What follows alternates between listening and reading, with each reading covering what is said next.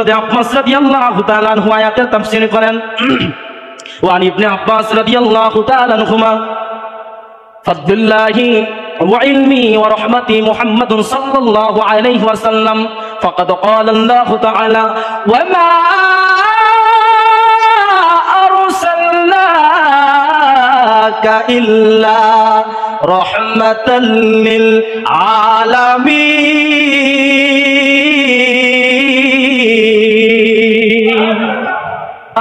রহমতে আলম নবী নূরে মুজাসসাম রহমতে আলম সবাই বলেন রহমতে আলম নবী নূরে মুজাসসাম সাহাবীরা আতর বানায় ওই নবীজির ঘাম সাহাবীরা আতর বানায় ওই নবীজির শোনো মানুষ জানো কেমন আমার নবীজি যাহার পাগল চন্দ্র সূর্য তারকারাজি আল্লাহু আকবার বলেন আরে তার আজকে দুইটা ঈদের দিন আল্লাহ বানিয়ে দিয়েছেন শাওয়াল মাস এমন একটা মাস যেই মাস আসলে নবীজির প্রেমিক কারা আর নবীজির প্রেমিক কারা নয় এটা প্রমাণ মিলে এরা নবীজির শান শুনলেই বেদাতের ফতোয়া মেরে দেয় কারণ নবীর সঙ্গে এদের একটা দুশমনি আছে কিসের জন্য এই দুশমনিটা সেই মক্কা আসর থেকে শুরু করে পর্যন্ত সেই ধারাবাহিকটা আছে কারণ হলো একদল পক্ষে থাকবে একদল বিপক্ষে থাকবে এটা নিয়ম দিন আল্লাহ বানাইছে দিনের বিপরীত আল্লাহ রাত বানাইছে নারী আল্লাহ বানাইছে নারীর বিপরীত পুরুষ আল্লাহ বানাইছে বানাই না জোয়ার বানাইছে জোয়ারের বিপরীত ভাটা বানাইছে ভালো যেরকম বানাইছে ভালোর বিপরীত খারাপও বানাইছে এর জন্য এটা কিয়ামত পর্যন্ত থাকবে এক থক হকের উপরে থাকবে আর এক দল হকের উপরে থাকবে না কারণ এটা দুনিয়ার নিয়ম ভালোর বিপরীত খারাপ থাকবে সম্মানিত হাজিরিন আমরা ঈদে মিলাদুন নবী পালন করি কিসের কারণে কোন ক্ষেত্রে আমরা ঈদ বানাইলাম মিলাদুন নবীর আগে কেন ঈদ ব্যবহার করলাম এটা নিয়ে আমাদের অনেকের মনে প্রশ্ন জাগতে পারে স্বাভাবিক অনেকে তো ফতোয়া দিয়েই ফেলে যে ঈদ টিদ বলতে কোনো কিছু নাই রোজার অর্থাৎ ঈদুল ফিতর এবং ঈদুল আযহা ছাড়া আর কোনো ঈদ নাই এমন ফতোয়া দেয় তারা উলামায়ে কিরাম কিন্তু আমি বলবো এদের গবেষণা কম কেন প্রথমে আমি আপনাদেরকে একটা কোরআনের আয়াত শোনাই বিসমিল্লাহির রহমানির রহিম আল ইয়াউমা আকমালতু লাকুম দীনাকুম এই আয়াত যেদিনকার নাজিল হয়েছে আল্লাহ রাব্বুল আলামিন যেদিনকার ঘোষণা করে দিলেন আজকে তোমাদের জন্য তোমাদের দিনকে আমি আল্লাহ পরিপূর্ণ করে দিলাম তোমাদের জন্য আজকে তোমাদের দিন আমি আল্লাহ পরিপূর্ণ করে দিলাম সমাপ্ত করে দিলাম হযরত আব্বাস রাদিয়াল্লাহু তাআলা আনহু বলেন সেদিনকার আমার কাছে দুজন ইহুদি দ্বারা ছিল ইহুদিরা তখন আমাকে বলতে শুরু করলো এই আয়াত যদি আমাদের উপরে নাজিল হইতো আল্লাহ যদি আমাদের উপরে এই আয়াত নাজিল করত তাহলে আমরা এই দিনকে উদ্দেশ্য করে আনন্দিত হতাম ঈদ পালন করতাম জোরে কোন সুবহানাল্লাহ এই আয়াত যদি আমাদের উপরে নাজিল হইতো তাহলে আমরা ওই দিনকে উদ্দেশ্য করে ঈদ পালন করতাম অর্থাৎ আনন্দ করতাম খুশি হইতাম আব্বাস রাদিয়াল্লাহু তাআলা আনহু ডাক দিয়ে বললেন ইহুদি যেদিনকার এই আয়াত আল্লাহ রাব্বুল আলামিন আমাদের উপরে নাজিল করেছেন সেই দিনকার আমাদের মুসলমানদের একটা নয় দুইটা ঈদ ছিল জোরে বলেন সুবহানাল্লাহ কয়টা দুইটা ঈদ ছিল যারা বলে ঈদুল আযহা ঈদুল ফিতর ছাড়া আর কোনো ঈদ নাই আর আমি কোরআন এবং হাদিস থেকে ঈদের দলিল দেব খালি গুনবেন কয়টা ঈদ হয় আব্বাস রাদিয়াল্লাহু তাআলা আনহু বললেন ইহুদি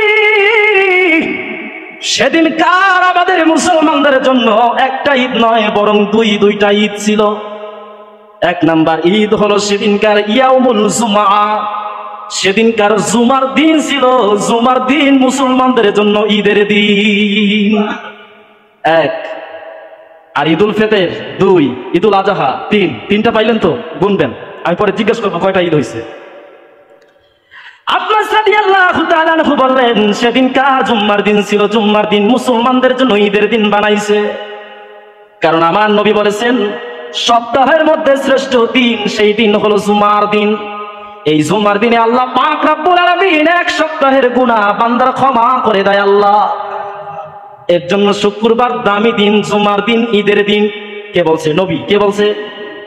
2 নম্বরে হযরত আব্বাস রাদিয়াল্লাহু তাআলা আনহু বলেন 2 নম্বর আরেকটা ঈদ ছিল সেদিন। সেই দিন ছিল ইয়াউমুল আরাফা, অর্থাৎ আয়াত যেদিন নাজিল হয় সেদিন জুমার দিন ছিল, সেদিন আরাফার দিন ছিল। আরাফার দিন মুসলমানদের ঈদের দিন। প্রশ্ন আসতে পারে কিসের জন্য আরাফার দিনকে নবী ঈদ বললেন? কারণ আরাফার দিনে আল্লাহ রাব্বুল আলামিন অগণিত গুনাহগারকে মাফ করে দিয়া জান্নাতের সার্টিফিকেট দিয়ে দেয়। এর জন্য এটা আনন্দের দিন, বান্দার গুনাহ মাফ হয়। এর জন্য ওইটা বান্দার জন্য আনন্দের দিন।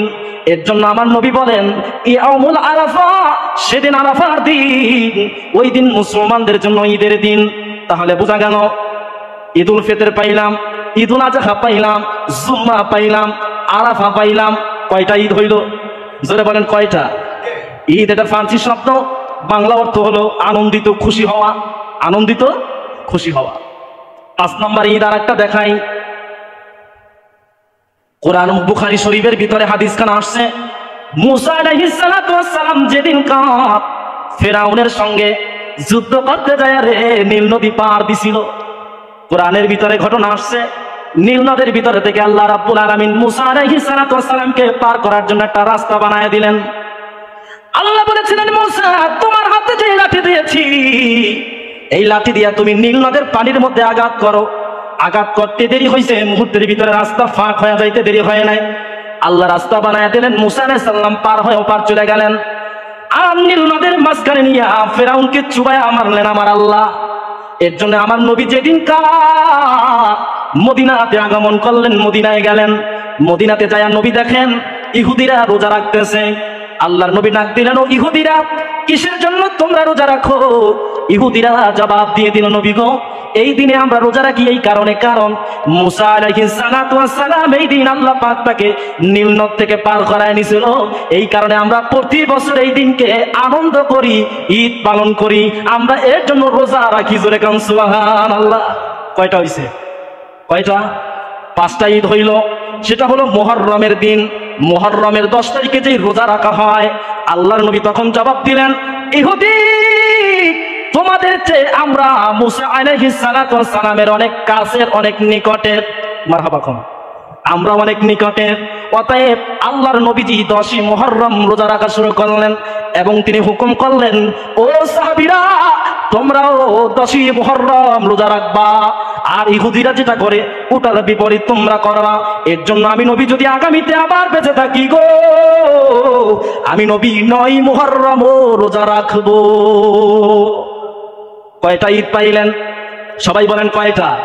5টা ঈদ পাইলেন।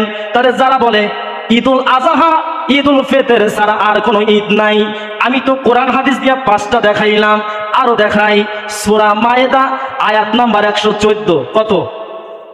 সূরা মায়েদার ভিতরে আল্লাহ রাব্বুল আলামিন 114 নম্বর আয়াতের ভিতরে জানায়া দেন, ঈসা ইবনে মারইয়াম আল্লাহুম্মা রাব্বানা আনজিল আলাইনা মাঈদাতাম মিনাস সামাই তাকুনু লানা ঈদান লিআউয়ালিনা ওয়া আখিরিনা ওয়া আয়াতাম মিনকা। একবার জোরে কি বলবেন না সুবহানাল্লাহ? আল্লাহর কালাম পড়লে ভালো লাগে, কোরআন যদি বোঝা যায় তাহলে আরো ভালো লাগে। আল্লাহর নবী হযরত ঈসা আলাইহিস সালাতু ওয়াস সালামের কাছে তার বংশের লোকজন আরজ করল, আল্লাহর বন্ধু ঈসা, তুমি যে আল্লাহর দাওয়াত দাও, তুমি যে আল্লাহর ইবাদত করো, ওই আল্লাহ যদি আসমান থেকে আমাদের জন্য খাদ্য অবতীর্ণ করতে পারে গো, তাহলে আমরা মানবো যে আল্লাহ একজন আছে, তাহলে আমরা তার উপর ঈমান আনবো। ঈসার কাছে যখন এই কথা বললেন, ঈসা আলাইহিস সালাম দোয়া করলেন, ক্বালা ঈসা ইবনে মারইয়াম, মরিয়মের ছেলে ঈসা তখন দোয়া করলেন, আল্লাহুম্মা রাব্বানা, হে আল্লাহ, আনজিল আলাইনা মাঈদাতাম মিনাস সামাই, আপনি আসমান থেকে আমাদের জন্য খাদ্যের ব্যবস্থা করে দেন। জোরে কোন, আর জোরে বলেন সুবহানাল্লাহ। আসমান থেকে খাদ্যের ব্যবস্থা করে দেন। তাকুনু লানা ঈদাল লিআউয়ালিনা ওয়া আখিরিনা, এই খাদ্য যদি আপনি নাজিল করেন, এই দিনটা আমাদের জন্য ঈদের দিন হবে এবং পরবর্তীতে যারা আসবে তাদের জন্য ঈদের দিন হবে। কোথায় পাইছি? কোরআনে সূরা মায়েদা 114 নম্বর আয়াত। এবার দেখেন ঈসা আলাইহিস সালাম দোয়া মোতাবেক আল্লাহ পাক আসমান থেকে খাদ্য অবতীর্ণ করলেন। সুবহানাল্লাহ। আরো জোরে বলেন, আসমান থেকে খাদ্য নাযিল করলেন আল্লাহ। ওই দিনকে উদ্দেশ্য কইরা তার অনুসারীরা ওই দিনকে ঈদ পালন করে। ঈসা আলাইহিস সালাম বলেন, আল্লাহ আপনি যদি খাদ্য অবতীর্ণ করেন এই দিনকে উদ্দেশ্য করে, আখিরিন অর্থাৎ যারা আছে যারা আসবে পূর্ব পরবর্তীতে সকলের জন্য আমাদের ঈদের দিন হবে, আনন্দের দিন হবে। কয়টা গেল ঈদ? জোরে বলেন, 6টা। বলেন, কুল বিফাদলিল্লাহি ওয়া বিরহমাতিহি ফাবিযালিকা ফালিয়াফরাহু। আল্লাহ বলেন, হাবিব আপনি জানায়া দেন, কুল বিফাদলিল্লাহ, যারা আমি আল্লাহর তরফ থেকে ফজল পায়, রহমত পায়, তারা যেন খুশি হয়, ঈদ পালন করে। জোরে কান সুবহানাল্লাহ। হয় নাই? আরো জোরে বলেন। তাহলে আল্লাহ কোরআনে কি বলছে? যদি আল্লাহর পক্ষ থেকে ফদল এবং রহমত পান তাহলে কি করতে হবে?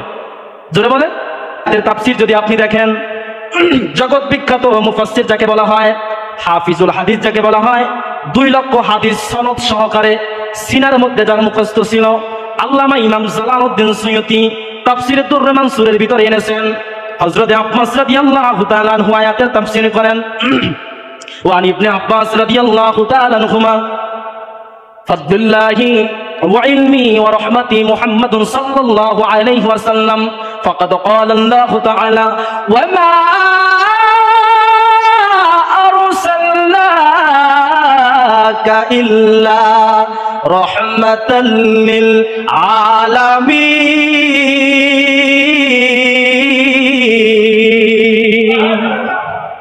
আল্লাহ রাব্বুল আলামিনের আয়াতের তাফসীর করলেন আব্বাস রাদিয়াল্লাহু তাআলা আনহু বলেন, কুল বিফাদল, এখানে ফদল দ্বারা ইলমকে বুঝাইছে, আর রহমত দ্বারা মুহাম্মাদুর রাসূলুল্লাহ সাল্লাল্লাহু আলাইহি ওয়াসাল্লামকে বোঝানো হয়েছে। কারণ তিনি কোরআনের আয়াত এখানে টানছেন, সূরা আম্বিয়ার 107 নম্বর আয়াত তিনি টানছেন, ওমা আরসালনাকা ইল্লা রাহমাতাল লিল আলামিন।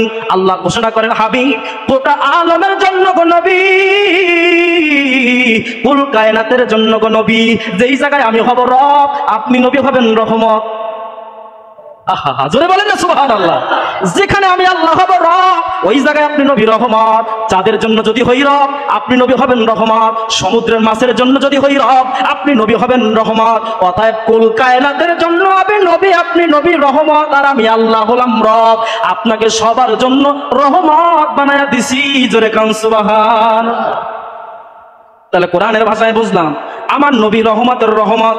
আমার নবী, কথা বুঝেন না, আমার নবী রহমতেরও রহমত। সবার জন্য, কাকা কথা কন না, সবার জন্য রহমত, সবার জন্য রহমত আমার নবী। অর্থাৎ আমার নবীকে যদি কেউ রহমত না মানতে চায়, সে ব্যাপার আল্লাহ কোরআনে জানায়া দিছে। সূরা ইব্রাহিম 28 নম্বর আয়াত। কত নাম্বার?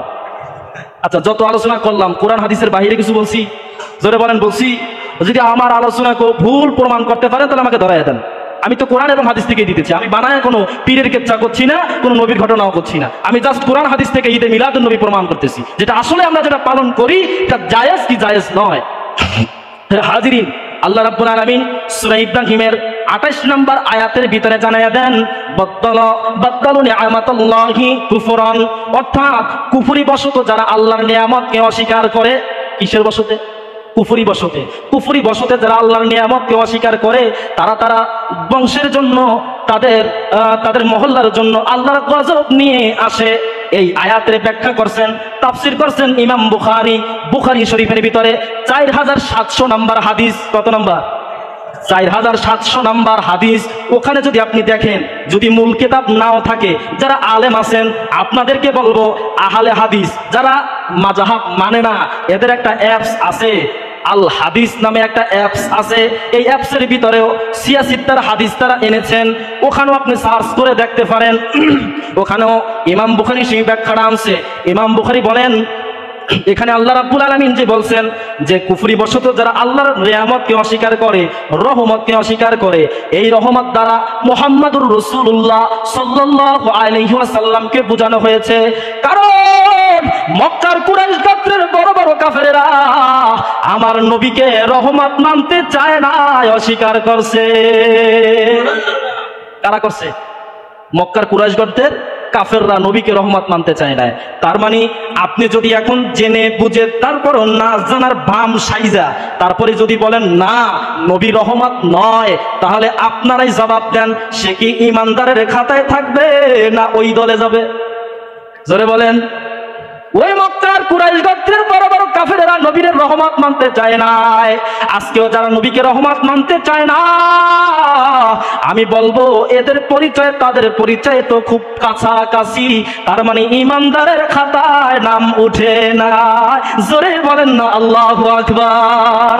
রহমতে আলম নবী নূরে মুজাসসাম, রহমতে আলম, সবাই বলেন রহমতে আলম নবী নূরে মুজাসসাম। সাহাবীরা আতর বানায় ওই নবীজির ঘাম, সাহাবীরা আতর বানায় ওই নবীজির। শোনো মানুষ জানো কেমন আমার নবীজি, যাহার পাগল চন্দ্র সূর্য তারকারাজি।